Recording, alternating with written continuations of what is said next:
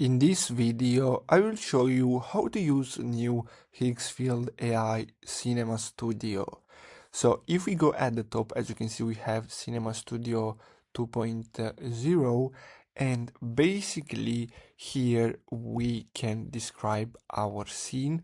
So it can be an image or a video, and as you can see, for videos, we have the director panel, so we can add our characters and props.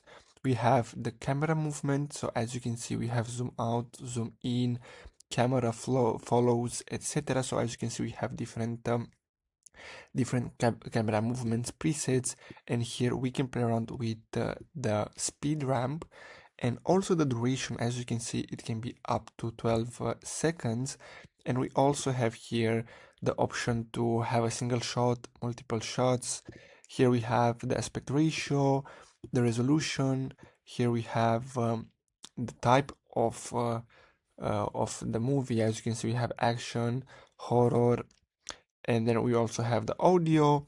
Here we can choose the start frame and the end frame in case you generate multiple images. So basically this is the new Cinema Studio in Higgsfield. I really hope you found this video helpful. Don't forget to like and subscribe. Thanks for watching.